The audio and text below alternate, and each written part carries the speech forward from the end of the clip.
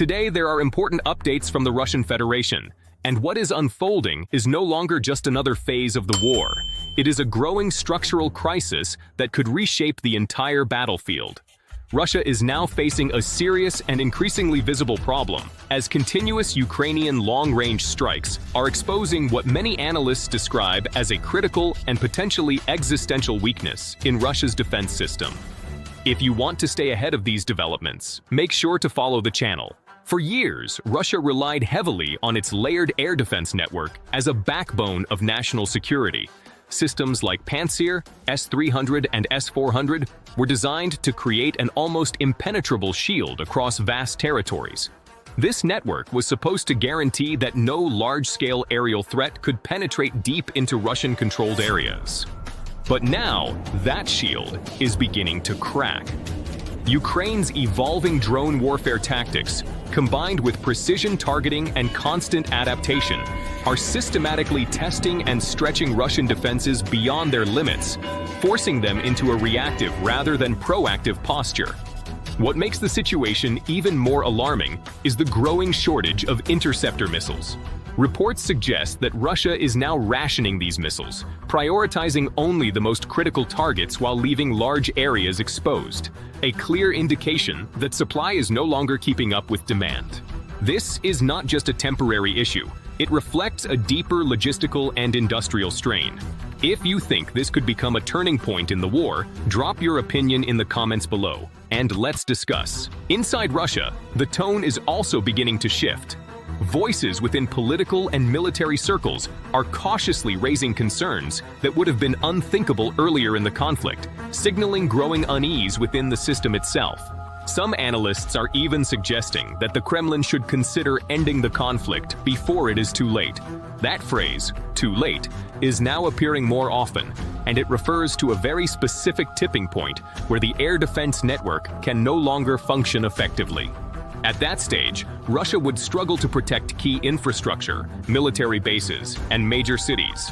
Ukraine could then strike deeper into Russian territory with increasing frequency, creating not only physical damage, but also psychological pressure across the population. This scenario is no longer hypothetical. It is already unfolding, especially in Crimea, one of the most strategically sensitive regions. In Sevastopol, air defense units have reportedly issued urgent requests for more missiles, describing situations where they can detect incoming drones, but lack the means to intercept them. In some cases, troops have been forced to use small arms fire against drones, a desperate measure that highlights just how stretched the system has become. It's a visible sign that modern air defense resources are being depleted faster than they can be replaced. The reasons behind this crisis are complex and interconnected. Ukraine is not only targeting frontline assets, but also striking Russia's defense industry, repair hubs, and logistical infrastructure, disrupting the entire ecosystem that supports air defense operations. Facilities such as key repair and innovation centers have been damaged, while at the same time, Western sanctions are tightening. Countries like Germany are actively dismantling smuggling networks that once supplied Russia with critical microelectronics needed for missile production. If you're finding this breakdown useful so far, don't forget to like the video. It helps a lot.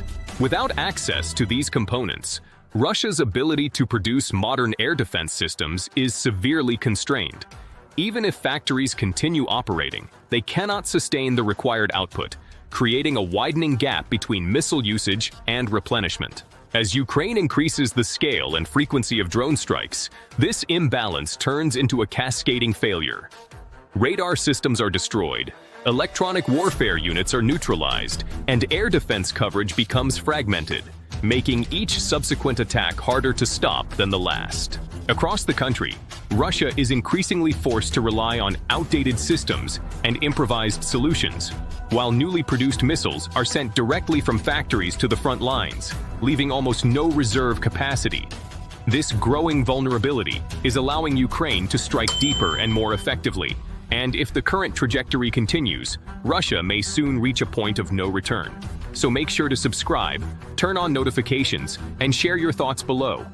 Is this the beginning of a major turning point?